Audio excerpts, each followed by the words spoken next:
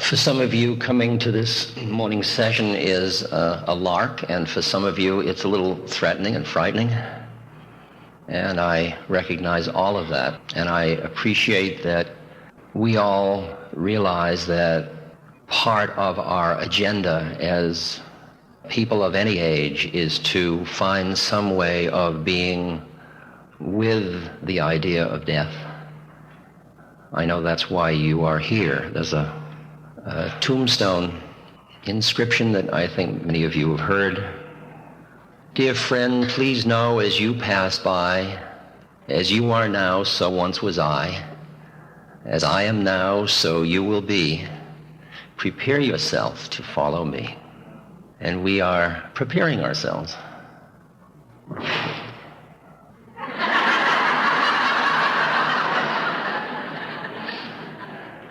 Take that as a blessing from beyond. I realize it's very presumptuous to get up and talk about death as if I know. But I have a lot of chutzpah. That's Sanskrit for...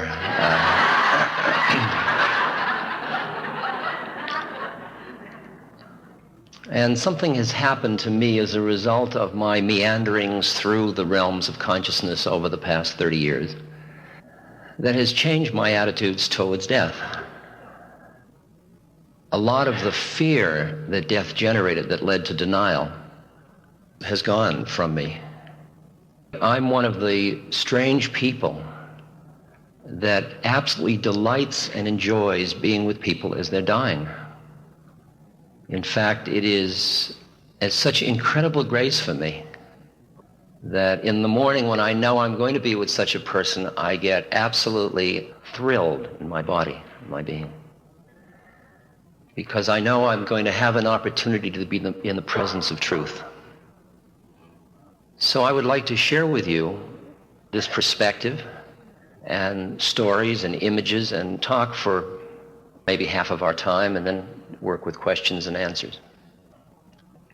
We are living at a time where birth has come out of the closet in the past 20, 30, 40 years, and death is just beginning to come out of the closet.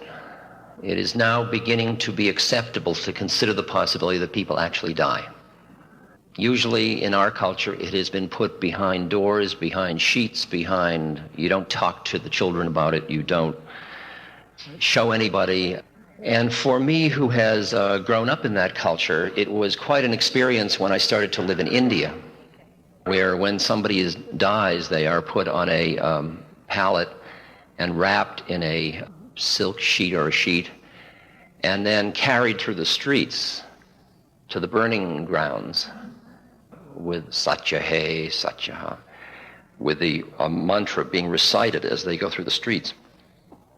And the death is public for everybody to see. The body is right there. It's not in a box. It's not hidden. And because India is a place of the extended family and very few and inadequate hospitals, most people are dying at home, so that most people, as they grow up, have been in the presence of someone dying. While in our culture, an amazing number of people, even at middle age, have never been in the presence of someone dying. They have walked away from it and hidden from it.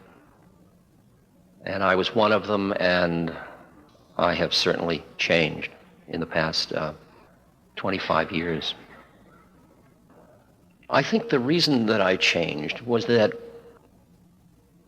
and I know this will offend some of you, but truth is always difficult, that through my experiences with psychedelic chemicals, you might say,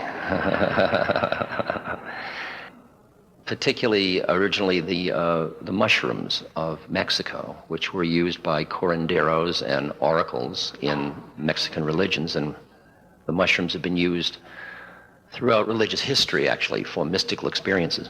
Through that first experience, I came in contact with a part of my being that, as an adult, I had not identified with, I had not acknowledged. And it was a part of my being that lay behind my social roles, behind my personality. And it was indeed a part of my being that didn't seem to have much to do with birth and death. Could be called soul or awareness or spirit or God or whatever. And for me, who was a Western social psychologist, professor at Harvard, materialist, philosophical materialist, that experience was an extremely confusing one, because there was nothing in my armamentarium of scientific methodology or in psychology that prepared me to deal with that component of my being. Once I experienced that being, it started to profoundly change the nature of my life after that, of who I thought I was. Because up until then, I had identified with that which dies. And as long as you identify with that which dies, there is always fear of death, because it's the fear of cessation of existence. And I realize now that although I didn't know the form that it would take after death, I knew that what there was about something about the essence of my awareness was outside of death. Now, the interesting thing for me at that time was that when I had that experience, it was what I called ineffable, indescribable, because I had no concepts to deal with what I was finding in my being. Probably had I been more emotionally connected to my Jewish roots, I would have found in the Kabbalah, the Book of Brilliance and so on, I would have found metaphors and analogies for what I experienced. But I wasn't. And the book that came to my attention, that was brought to my attention by Aldous Huxley, who was part of our project and visiting at MIT that year, was a book called The Tibetan Book of the Dead. And what happened to me when I read the Tibetan Book of the Dead was I was reading descriptions of the direct experiences I was having with the mushrooms. Now, this was very confusing to me, again, because this book was 2,500 years old. I thought I was at the leading edge of the unknown. And here was a very ancient text, a book that was used by monks, by lamas, read to fellow lamas at the point they were dying and for the days following their death, whispered in their ear, about the process of dying. Out of that, my colleague Timothy Leary and my other colleague Ralph Metzner and I began to see the Tibetan Book of the Dead in metaphorical terms as a story of psychological death and rebirth, even though it was used as physical death and rebirth. And so we did a book called The Psychedelic Experience, which was a manual based on the Tibetan Book of the Dead for going through this psychological death rebirth. And I really think that although it has been made trivial in a way, the idea that's a biblical idea, the idea of dying and being born into truth or wisdom or spirit, is really what our business is that we're talking about when we deal with death.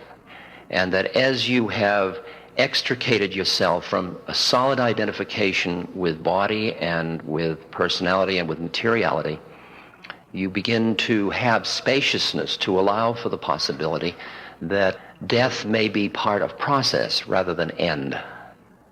I feel that very deeply. People say, do you believe that there is continuity after death? And I say, I don't believe it, it is, which offends my scientific friends no end. But belief is something you hold with your intellect, and this has gone way beyond that now. So you may be just sharing my total pathology. I have no idea, and that it's up to your intuition to decide that. I would never know if I was completely crazy, so. To show you how crazy I am, I have a friend who some of you have met through books, a friend named Emmanuel. Emmanuel is a spook, a being that has dropped his body somewhere along the way and speaks through a lovely woman named Pat Rodegast. And I must point out to you when I'm talking about channeled beings that all beings that don't have bodies aren't wise, that there are as many schlock people without bodies as there are with them, and there are a lot of well-meaning beings who've left their bodies and want to send back messages like, buy United States Steel, and they don't know any more than they knew before. So you have to be very discriminating when dealing with disembodied beings in the same way as you are with embodied beings. But Emmanuel has a lot of nachas. He has a lot of real wisdom, and he's like an uncle to me. He's just wonderful fun. And when I said to Emmanuel, I deal a lot with the fear of dying in this culture and death. What should I tell people? And he said, Ram Dass, tell them that death is absolutely safe. Now just put those two things together and realize what a far out line that is. Death is absolutely safe. And then he added one more image. He said, it's like taking off a tight shoe. Okay, can you hear that one? Like taking off a tight shoe. Now just imagine that you as spirit or awareness have contained yourself in an incarnation, or contained it in a conceptual model of who you are and on a storyline.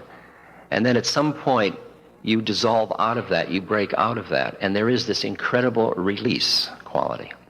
Well, these kinds of things I'm talking about are very different from the way in which our culture is presently treating death. Presently, we see death as an enemy.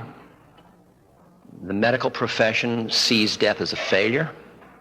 The temple of life is the intensive care unit. The medical person is the priest. When that became unacceptable, we then moved towards the hospice movement. Now, the hospice movement is extremely useful in coming back to a psychologically supportive environment, because intensive care units don't allow babies, they don't allow dogs, they don't allow flowers, they don't allow the human connections, give you psychological support. And the hospice movement was very interested in providing psychological support. And as such, it has played a useful role. And it provides a warm setting either in the home or in a hospice residential space for people to have psychological support and respect and dignity as a human, as a personality, while they are dying. I want to support hospice and at the same moment express my reservations. Because hospice, in order to be fully acceptable into the economic structures of the society, meaning Medicare and so on, has avoided the spiritual aspects. And it has done so quite intentionally, actually. And I find that Cecily Saunders, who started the hospice movement, who I think is a very caring human being, still says death is an outrage. And I personally don't experience that. So that I want to support the hospice movement as a step in the right direction, but I want to say that we have a lot further to go in terms of what our possibilities are for creating environments for people as they're dying where they can have the spaciousness to explore the process they're going through without being surrounded by people who feel sorry for where they are. And what I have tried to do with Stephen Levine and his wife Andrea and Dale Borglum, a number of people, is over the years create a space. We've had different programs like Dial a Death, where you can call up and talk to people and have pillow talk with people to share with them the process of staying conscious through dying. We've had the Dying Center. We had one in New Mexico.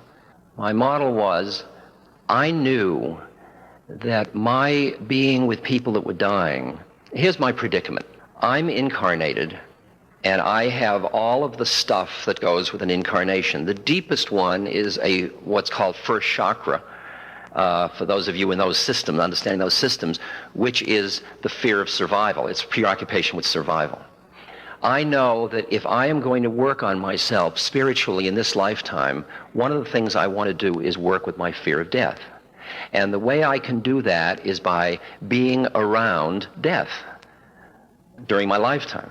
In the Theravadan Buddhist tradition, for example, they send the monks out to the cemeteries to spend the nights in the cemeteries. And in that tradition, they throw the bodies out there uncovered for the birds to eat it. So the whole thing is ecologically sound.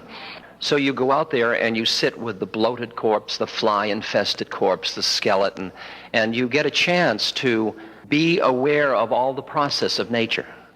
And you watch your own disgust and loathing and fear, and as I am now, so you will be. Prepare yourself to follow me. And it's in a way beginning to see the whole way that the body is decaying and meditating on decay so that you can find the place in you that has nothing to do with that by opening to that rather than, because the denial of it keeps you stuck in it. That's the problem. Denial keeps you fixated.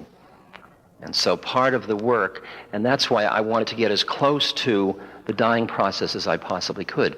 So the combination of the two things, one was that something had happened inside of me, which was a spiritual awakening that made death feel different. And the second was that I wanted to work on myself and be close to the deepest fear of incarnation, which was the fear of death. That combination led me to start in about 1963 to work with dying people and to want to be available to them. What could I do? I wasn't a doctor. I wasn't a nurse. I'm not a lawyer. I'm not an ordained priest. So the question, what I could offer a human being, I've realized I've purified the way to say it now over the years. What I have offered another human being is a spacious environment with my mind in which they can die as they need to die. I realize that I have no moral right to define how another person should die. That each individual has their own karma, their own stuff to work out. It's not my job to say, you should die beautifully or you should die this way. I don't even know how they should die. Let me give you an example of that. I was helping my stepmother die. She was 69 or so, and she had developed cancer. And when she developed the cancer, she and I were good buddies, and my father was 18 years older than she was. My role was to be with her and to help her through this process. And she and I went to the doctors together, and we did the whole thing of getting all of the reports and dealing with all the emotions. Now, she was a very tough New England lady. She was a wonderful, grounded, tough, poker-playing, smoking, just fun. She was argumentative and tough and willful. She had this kind of stiff upper lip way of living life. And so she was doing that around her death. My job wasn't to say, hey, Phyllis, you should open to this. That wasn't my moral right. My job was just to be there with her. And I would lay on the bed and we'd hold each other and we'd just talk, and we'd talk about death and what we thought it might be like and all. But she was still very, very strong. But the pain of the cancer was very intense. And over time, it finally wore away her will. And there came a moment shortly before, maybe 4 or 5 days before her death, when she gave up. Now, in our culture, giving up is seen as failure. Everybody says, keep trying, keep trying. We surround people that are dying with a certain kind of falseness that comes out of our own fear. When my mother, my natural mother, was dying, I remember it was back in '66, and she was in a hospital in Boston. I would be sitting with her, and in those days I was taking a lot of psychedelics, so I'd usually be on something sitting with her. I'd watch people come into the room, all the relatives and doctors, and they're saying, you're looking better, you're doing well, and then they go out of the room and say, she won't live the week. And I thought, how bizarre that a human being is going through one of the most profound transitions in their life and is surrounded completely by deception. Can you hear the pain of that? That nobody could be straight with them because everybody was too frightened, even the rabbi, all of them, everybody. And she and I talked about it, and she said, what do you think death is? I said, I don't know. I look at you, and you're my friend, and it looks like you're in a building that's burning down, but you're still there, and I figure when the building burns, it'll go, and you'll still be here. And in a way, we just met in that space. So Phyllis, I was open, and she could ask whatever she wanted. I didn't say, now let me instruct you about dying, because she would have not accepted that. But then she gave up, and at the moment she surrendered, it was like watching an egg breaking, and some being emerged that was so radiantly beautiful and present and light and joyful. It was a being that she, at some deep intuitive level, knew herself to be, but had never been busy being all of her adult life. And she opened to this being, and she and I just basked in its radiance. And she, at that moment, had gone into another plane of consciousness where we were completely together talking, being, but the pain and the dying process was just phenomena that were occurring. At that moment, she was no longer busy dying. She was just being, and dying was happening. And to tell you how extraordinary this, just to complete this story, right at the last moment, She said, "Richard, sit me up," because I'm Richard to my family. She said, "Richard, sit me up." So I sat her up. I put her legs over the bed, and her body was falling forward, so I put my hand on her chest, and her body fell back, so I put my other hand on the back, and her head was lolling, so I put my head against her head. We were just sitting there together, and she took 3 breaths, slow, deep breaths, and she left. Now, if you read in the ancient Tibetan texts the way in which conscious lamas leave their body, they sit up, they take 3 breaths, and they leave. Who was she? How did she know that? What was that about? I just want to play with you with the mysteries that I play with. Ramana Maharshi, who was a great Indian saint, was dying of cancer. And they said, "Let's treat it." And he said, no, it's time to drop this body. Because in India, it's called dropping the body. And you hear the implication of it, that there is something that drops the body. The body doesn't drop itself. The body is dropped.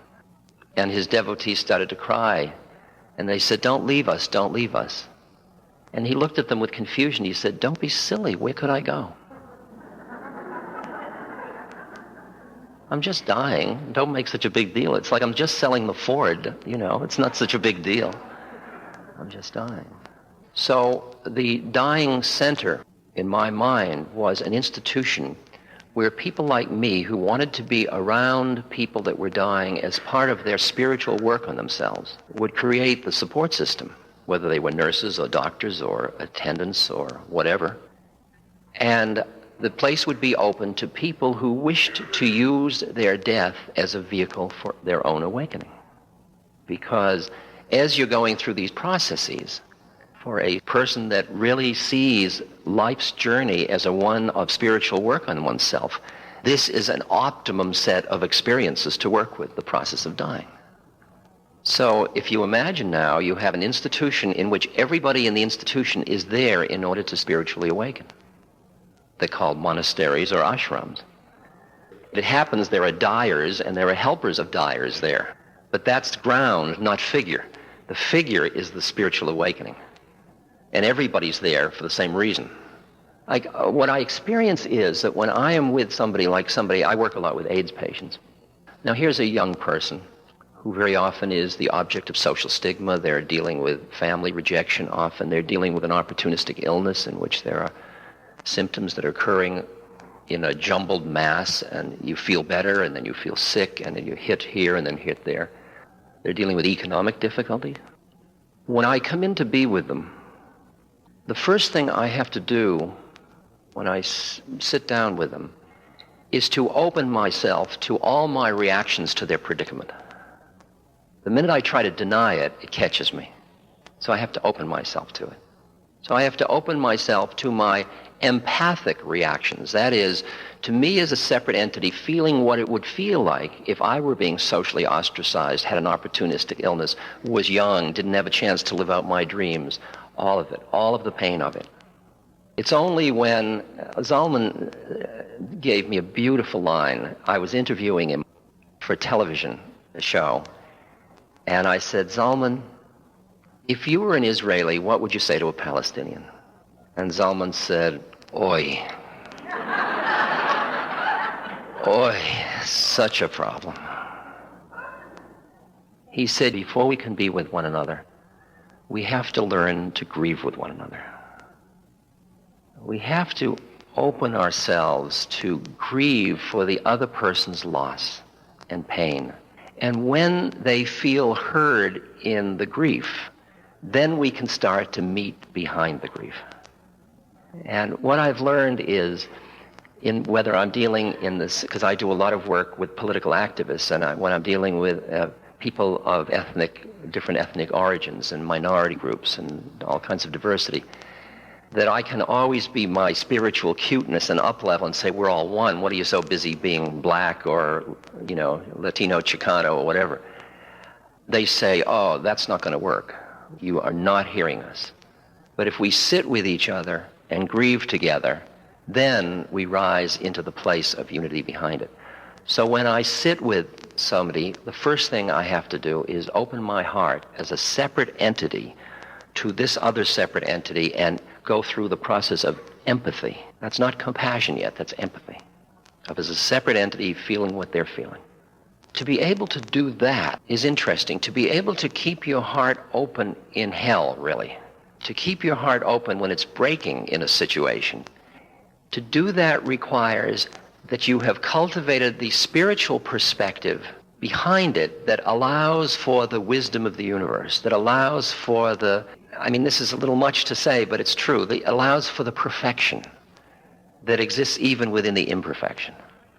And once you are rooted in that understanding, if you have stood back, if you've been able to stand back enough to see the beauties of the laws of the universe, to see the exquisite intricacy of the unfolding of the spark of God manifesting into form, Shekhinah. If you see that, just the brilliance of it, you are in awe. And at that point, the little mind that you have, which is just part of the manifestation, suddenly gets humble before that. And instead of saying, this is terrible, this suffering is awful, if I were doing it, I'd do it differently, you say, I really don't understand. But there's a place in me that has faith in the unfolding. What has happened to me as a result of inner work, which I am talking about and commending to you, is that two planes of consciousness, living both with the perfection and with the pain of the suffering, allows you to stay with the pain without pushing it away, because you have the balance within yourself. It's as if you're part of the unity and you're also separate. You're part of the unfolding of all that includes suffering.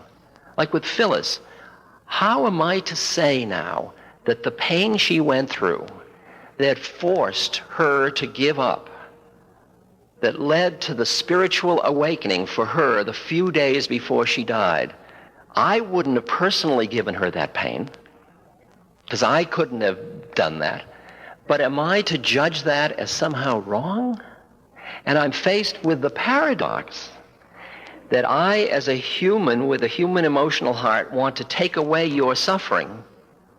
And at the same moment, there's another part of me that understands that suffering is grace. That suffering is the sandpaper from the spiritual point of view that is awakening people. And once you've started to spiritually awaken, you re-perceive your own suffering and start to work with it as a vehicle for awakening. Now, the interesting part of that paradox is you don't say to another person that says, oh, I'm suffering, you don't say, hey, it's grace. See?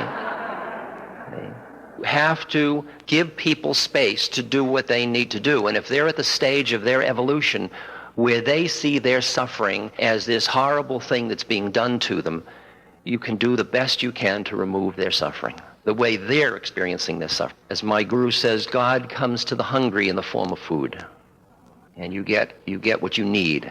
So when I come in with somebody, well, let me give you an example. Woman, 42 years old, very wealthy, very beautiful, very talented, very creative, is dying of AIDS.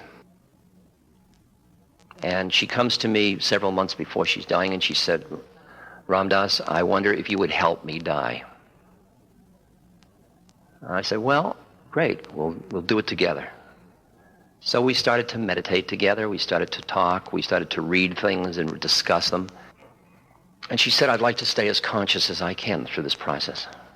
Because you understand that the more you are aware of the spiritual nature of life, the more you see the moment of death as a moment for release, for taking off the tight shoe. And the art form in dying is that at the moment of death, you are neither grabbing at life nor pushing it away. You're neither pushing nor pulling. It's the attraction and aversion that keeps you holding to form. So to prepare for the moment of death, when the processes that go on in consciousness are a dissolving of boundaries, a speeding up of awareness, a kind of an opening and expanding, to be in that process where you don't go, no, and grab hold, one prepares. one prepares for the moment of death. And it's interesting that in almost all the Eastern traditions, people see one of the works of life is the preparation for the moment of death. Now, each person does what they can do. We don't make believe we're more ready than we are. So that I'm very pleased that we're getting to the point now where people can decide how much pain medication they need in collaboration with their doctor, rather than the nurse saying, you had it 4 hours ago, you can't have any more. Each person knows, and when they know they have control over the pain medication, they need a lot less, it turns out, because a lot of it is their fear of pain that they're dealing with. So with Mary, as I started to get to know her, she was an absolutely beautiful human being. Her family had ostracized her, and she had many, many wonderful friends. We started to be together in the hospital when she was finally in the hospital. We just sit and hold hands and look in one another's eyes. And what I then was able to do, see, after the first stage, when you empathize with the pain of another person, then comes the next stage where you start to meet the person behind it all. It's like, are you in there? I'm in here. Far out. What are you doing in there? I mean, if I can just run you through this kind of oversimplified model, if you had a little television receiver channel right here next to your eyes, what you're finding, what we're talking about is planes of consciousness or channels on a television set. And most of us, most of the time in this culture, act as if we have a 1 or 2 channel set. We don't have cable. And today we're talking about cable. We're talking about acknowledging all these other channels that are floating around in the room, but we're not picking them up because we don't know how to tune our receiver. That's basically what this is about. So on the first channel, when you look at another human being, you see old, young, dark, light, fat, thin, etc. You see physical body. And if you're obsessed with your physical body, that's what you see when you look in the world, other people's physical bodies. That's the channel you're on. If you flip one channel, then you're in the psychosocial realm. You see power, and you see happiness and sadness and neurosis, and it's the therapy channel. It's the social role channel. It's where there are mothers and truck drivers and all lawyers and all the different roles and identities, all the social stuff. That's all a channel, and that's as the world turns, and it's a never-ending source of fascination. I mean, it just goes on and on and on and on. Most people are happy with Channel 2. In Channel 1 and 2, about 98% of the people you've ever known are busy with those 2 channels all the time. But now we're talking about something else. We're talking about shifting. Now you shift one more channel, and there's a little in-between one, which is called, it's like the astral plane. It's where you're dealing with archetypes, the Jungian archetypes. You're dealing with what's called astral or mythic roles and mythic identities. It's that sort of place where you see people in their mythos rather than in their personality structures. You look at me and you say, he's an Aries. I just knew it. You know, it's a Sagittarius and Leos, and you see there's 12 of us in various permutations. If you flip to the next channel, you go behind all those individual differences, and you just see another soul just like you that has all that packaging that's different than you, but is just another being just like you. That's when you say, are you in there? I'm in here. How'd you get in that one? And you see all of the stuff of the personality and the astral and the mythic and the body and all of it as like packaging. And you see the spiritual individual entity. And just for fun, if you turn the channel once more, what it is it's looking at itself, looking at itself. There's only one of it. It's awareness, aware of itself. And just to keep the Buddhists happy, you turn it once more and it all disappears, which is basically the one in itself. It's basically the one in itself, rather than looking at itself. First of all, most of our images of love in our society have to do with romantic love. They are poetic love. They are interpersonal love. I love you, you love me, we love each other. We all give lip service to, but hardly ever really acknowledge that there is another kind of love that is not interpersonal. We call it conscious love, or Christ's love, or God's love. And the image I have is that when you grow up in a society of conditional love, which most of us have grown up in because of the way in which we are socialized, we end up very needful for love. And that's why a lot of the literature is about love and affection. It's as if there's something in us that's very hungry. We're on a deprivation diet. And so when we meet somebody who has the key to unlock something in us, we experience that we are in love, and we say, I am in love with you. What we're really saying, another way of saying it in a kind of an instinct literature is, you are the key stimulus that is releasing the mechanism in me that allows me to be in love.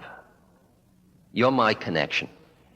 And as my connection, I want to possess you because I'm hungry to be in this state in my being. I have come into the place of love in my being. And everything is beautiful suddenly. But it only happens when you're around. So where will you be Thursday? And where will you be Friday? And where will you be for the rest of my life? See? And the tendency is to want to possess the beloved, which, as you and I both know, is one of the quickest ways to destroy the experience. And that love has in it fear because somebody's going to die or go away or find another lover or something. That's interpersonal romantic love. And that's why there's so much poetry about it, because it has the fear and the joy and all of the stuff in it. But now take that image, that the key stimulus is something that opens you to the place in yourself where you are love.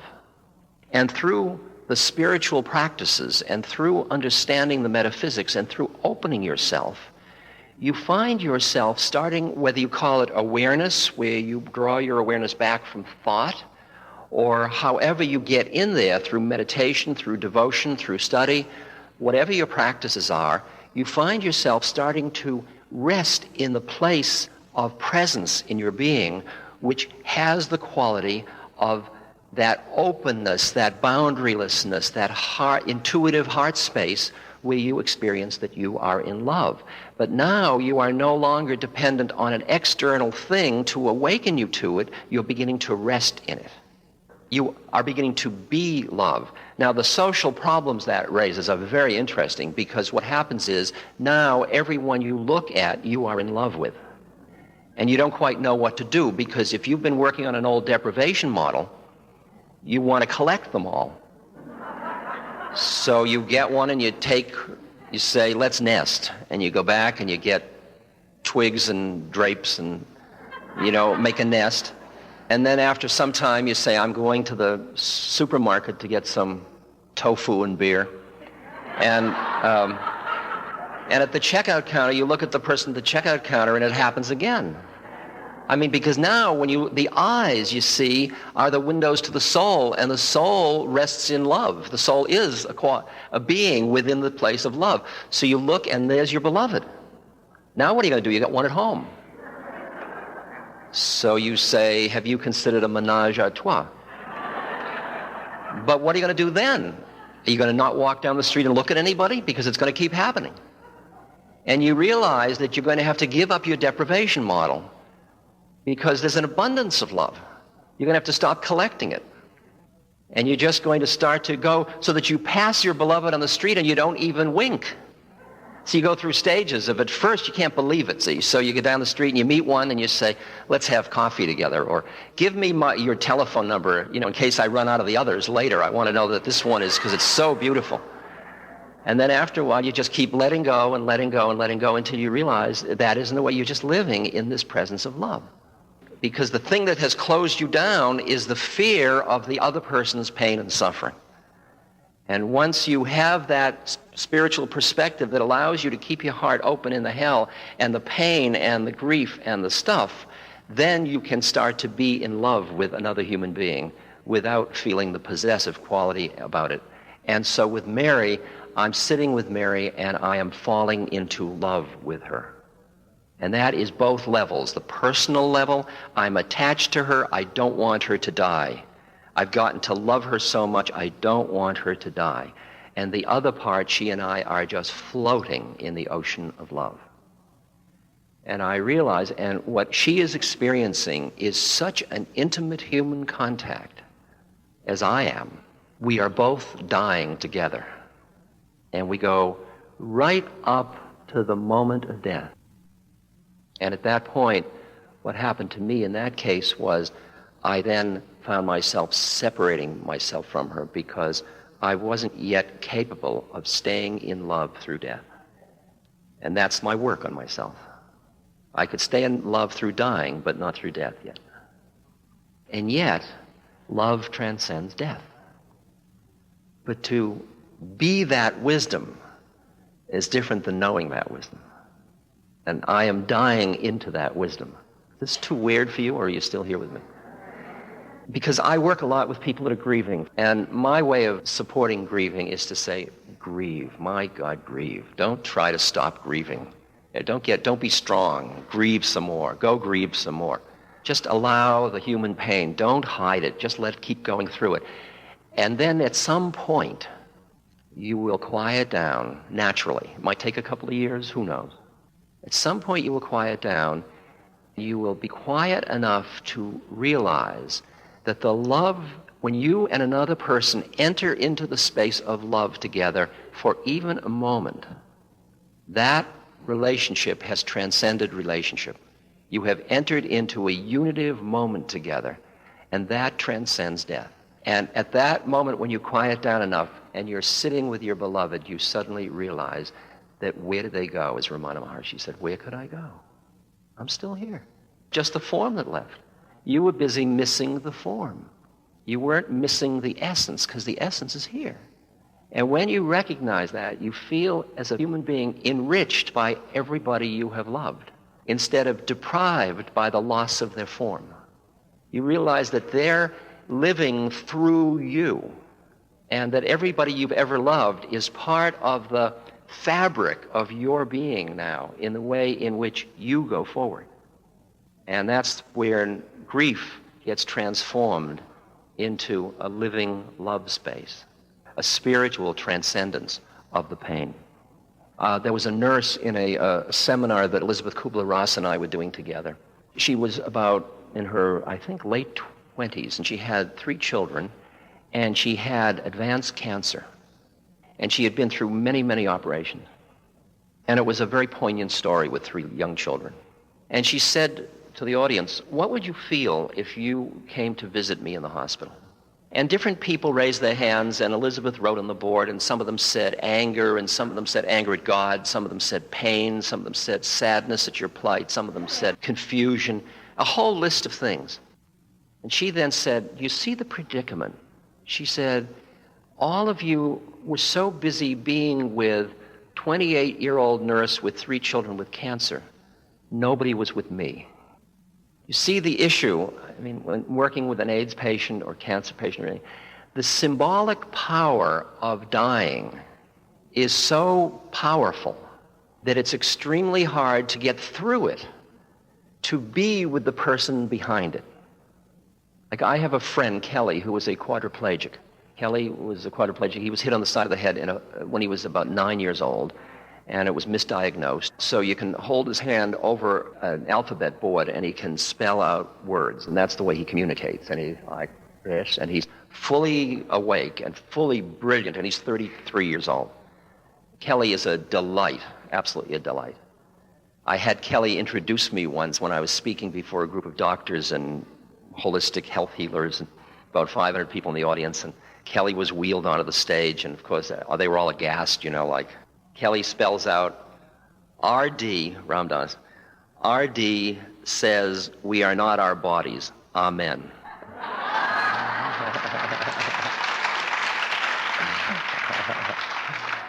But when I met Kelly, the immensity of his predicament so caught my consciousness that it took me almost 6 months of visiting with him before I could get behind the symbolic power of his identity, his social identity, and his physical identity, to meet him, to say, are you in there? And now Kelly and I have been together for 8 years, and he's just another being, just like me. He's just got his karmic trip, and I got mine. I've just been through a very profound experience with Kelly. About 2 months ago, Kelly said to me, I've decided I've had enough, and I'd like to commit suicide. I said, well, you have every right to do that. He said, what do you think about it? I said, well, a human birth is an opportunity to do incredible spiritual work.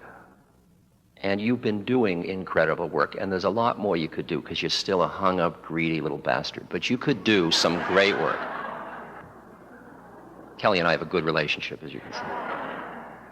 I said, but you know, I don't know how much, the game is you take what you can take, and when you have had enough taking, you stop. There's no blame, you know. Nobody's going to come and say, you committed suicide, your turn. Not from where I'm sitting. I said, and I'll miss you terribly. I wish you wouldn't because I really love having you around, but you have a right to do it. The problem is how you're going to do it. So he can't take anything. He can't move his hand. He can't take pills. He can't cut his throat. What's he going to do? So we talked about it, and I said, well, I think the only way you can do it is not eat. Because he can just, most of the stuff goes in, he chokes as he's being fed, but he can swallow. So that day he decided to stop eating. And he called his mother and his father and his step-parents and all gathered, and the doctor and everybody. And I had gone and left for somewhere else. And he kept saying, Ram Dass has given me the courage. I thought, oh, God. And I've decided to stop living. And so he fasted for 49 days. And I spoke to the doctor, and the doctor said, well, now, this young man could do a great deal with his life. And, you know, he was being doctory because he had to protect his insurance. And I said, well, doctor, tell me, if you were in Kelly's predicament for 20 years, he said, I don't know. I said, well, that's the predicament. I don't either. And when we don't know, we've got to give Kelly the support to do what he wants to do, because how are we to tell him what to do? So then, around the 48th day, I came to see Kelly. He had lost 30 pounds. He was too weak almost to push the button. I mean, it took a long time to get the thing out. And he said, what do you think happens at the moment of death? So I told him what I thought would happen. He said, it's still all right with you if I die? I said, it's up to you. I'll miss you, and I think you could do more work, but it's okay with me. And that evening he ate. But in those 48 days, he took me through so much. He took his parents through so much. He took everybody. Now, most of the people around him are really pissed off at him. They're really angry at him. How could you do this to us? And he said to me, are you angry with me? I said, angry? What a gift you gave me. You took me so close to the issue. You kept me awake with it all the way through. When you get to the place where your awareness is really clear, let me just tell you a story. I'll just give you a couple of stories to give you feelings. In an olden time, an army is going through villages and it's killing many people, and it's a Buddhist country, and it's disemboweling the monks, and it's getting rid of Buddhism, which happened a lot in times of Genghis Khan and stuff like that. And there was one particularly harsh captain, and he had a bad reputation of being very cruel. And he came into this town and he said to his adjutant, what's happening in the town? The adjutant said, all the people are bowing down to you, they're all afraid of you, and in the monastery all the monks have fled to the mountains except for one monk. And the captain was furious that there was a monk who was still there. And he got up and he walked to the monastery and he pushed open the gates, and there in the middle of the courtyard was the monk, just standing there. And the captain walked up to him and he said, don't you know who I am? I could take my sword and run it through your belly without blinking an eye. And don't you know who I am? Said the monk. I could have your sword run through my belly without blinking an eye. Apocryphally, the captain bowed and left. And when you start to get into the spiritual literature, you start to see a lightness about death. A Zen monk is dying, and Zen monks' masters are supposed to leave a verse. And he hadn't written his verse, and his students were very concerned he died before he wrote his verse. So they kept saying, what about your verse? What about your verse? So he picked up his brush and he calligraphied, birth is thus, death is thus, verse or no verse, what's the fuss? And he died.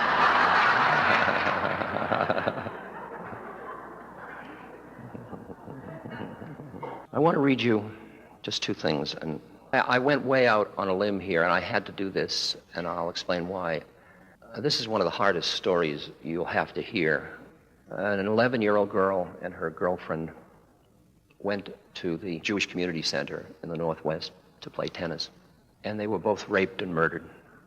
And I was called that night by somebody who said, the parents are people who have read your books and listened to your tapes, and perhaps there's something you could say to them at this moment. And I realized I couldn't do it tomorrow. It had to be done right now. And so I sat down. And the enormity of that pain was so great, it catapulted me out of the ego part of me that felt insecure in writing. And so I wrote this letter, which I'd like to share with you. Dear Steve and Anita, Rachel, the daughter, Rachel finished her work on Earth and left the stage in a manner that leaves those of us left behind with a cry of agony in our hearts as the fragile thread of our faith is dealt with so violently. Is anyone strong enough to stay conscious through such teachings as you are receiving? Very few. And even they would have only the briefest whisper of equanimity and peace amidst the screaming trumpets of their rage, grief, horror, and desolation. I can't assuage your pain with any words, nor should I. For your pain is part of Rachel's legacy to you. Not that she or I would inflict such pain by choice, but there it is. And it must burn its purifying way to completion. For something in you dies when you bear the unbearable. And it is only in that dark night of the soul that you are prepared to see as God sees and to love as God loves. Now is the time to let your grief find expression. No false strength. Now is the time to sit quietly and speak to Rachel and thank her for being with you these few years and encourage her to go on with her work, knowing that you will grow in compassion and wisdom from this experience. In my heart, I know that you and she will meet again and again and recognize the many ways in which you have known each other. And when you meet, you will, in a flash, know what now it is not given to you to know, why this had to be the way it was. Our rational minds can never understand what has happened. But our hearts, if we can keep them open to God, will find their own intuitive way. Rachel came through you to do her work on earth, which included her manner of death. Now her soul is free, and the love that you can share with her is invulnerable to the winds of changing time. In love, Ramdas.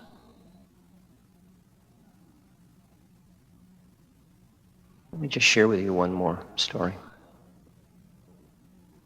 When I came back from India in 1968, I was living in New Hampshire on my father's farm.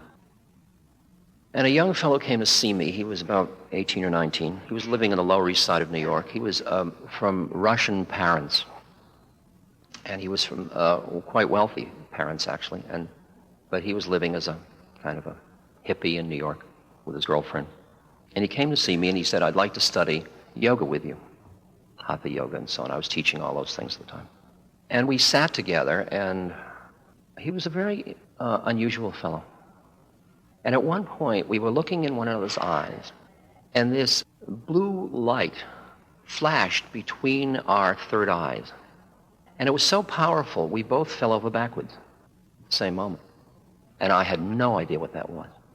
So he began to study yoga, and he would come to see me. His parents had a place nearby in an island, and he would go there, and he came to see me.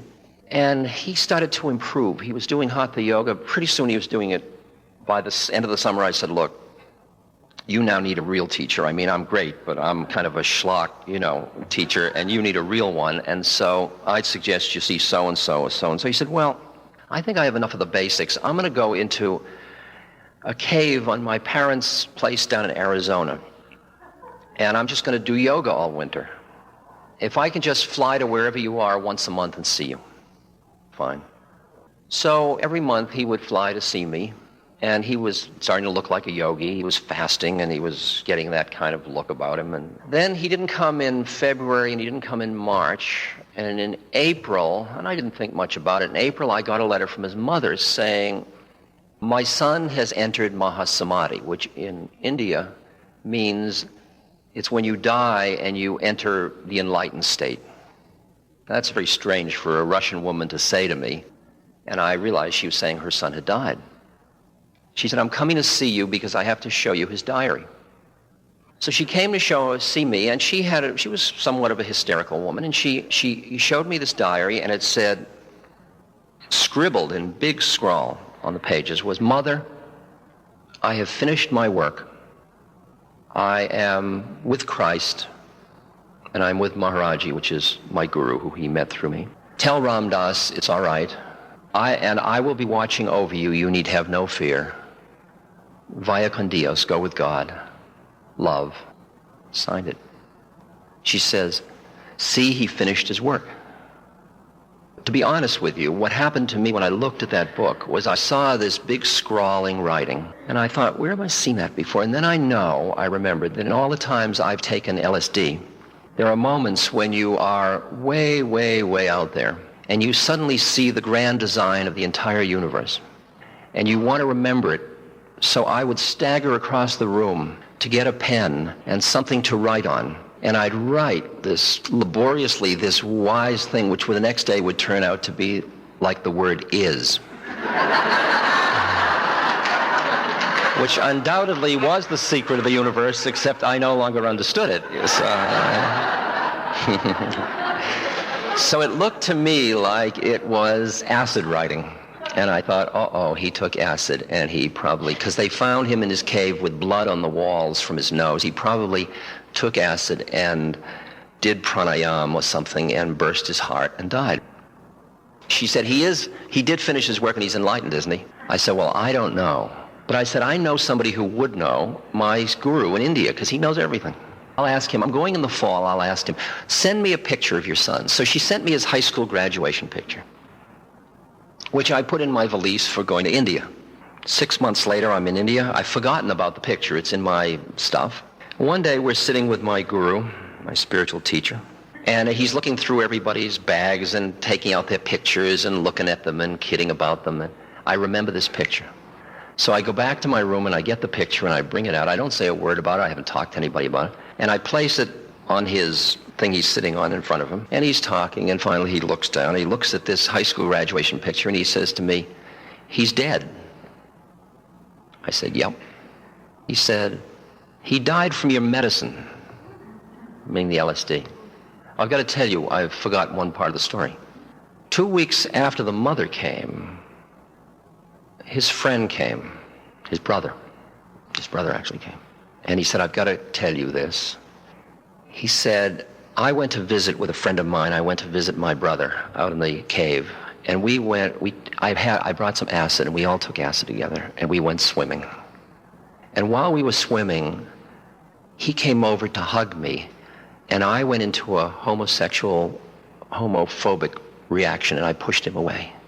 And he got upset, and he told us to leave, and that was the last time I saw him alive. So now you see what I had in my mind. He took acid, paranoid, went back, tried to do yoga, killed himself. That's not enlightenment. Now Maharaji, my guru, is sitting there. He says, he died from your medicine. I said, see, I knew it. And Maharaji looked at me and said, nay. He heard the tone of my voice. And then Maharaji said, he is one with Christ and with me. He finished his work. He is watching over his mother. She need not fear. And he quoted word from this boy's diary. Exactly, word for word. And he said he told her to go with God. He said he finished his work. And when he said that to me, all of my models about how you're supposed to die were completely undercut. And I realized that when somebody was ready, the hook came out from the side of the stage and they left. And our models of you're supposed to go out dancing were just our models. That it was a much deeper story than that. And my guru said, nobody dies a moment before their time, and nobody remains a moment after it. And in Tibet, where they have cultivated so much awareness free of identity with that which changes, there are lamas who are so conscious that there was one that sent out cards to everybody saying, I will be dying next Thursday at 2. Won't you come by for tea? People came, they had tea. He turned around 3 times, sat down, went into samadhi, and left his body. Now, I just want to play with the edge of the mystery with you. The mystery of Anita's death, the mystery of Mary's death, the mystery of the mystery. There's one more little funny story. Mother and Dad exchanged 1 red rose on every anniversary as a token of their love. My mother died in 1966. Big funeral at the temple. Everybody's there to share the grief. The casket is covered with a blanket of roses, red roses.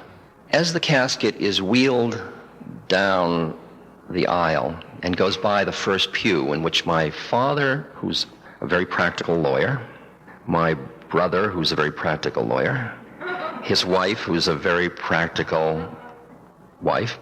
I have another brother who's crazy and thinks he's the Messiah, and his wife, who's a very practical person, and me, who's completely Meshuggah. So as the casket goes by, 1 rose falls off the blanket at my father's feet. Now, who can resist? We all see the rose. As we are leaving, my father reaches down and picks up the rose, and we go out and get into the Cadillac limousine for the ride to the airport. My brother, the Messiah, says, I guess Mother sent you a message. Because nobody else could say that. They were all too practical. But everybody agreed, because they were all in that state, you know. I mean, they'd never agree on other conditions, but they all agreed. The next thought in the car was, how will we save the rose? Okay. This was in 66, so preserving methods it involved suddenly telephone calls and this and that's and flying it in ice to somewhere.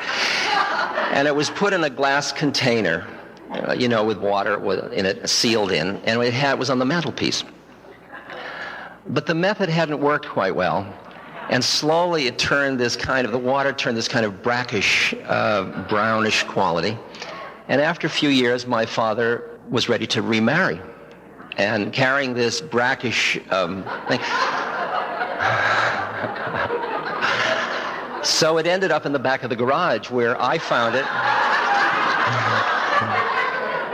and put it on my holy table as a reminder of the transitory nature of phenomena.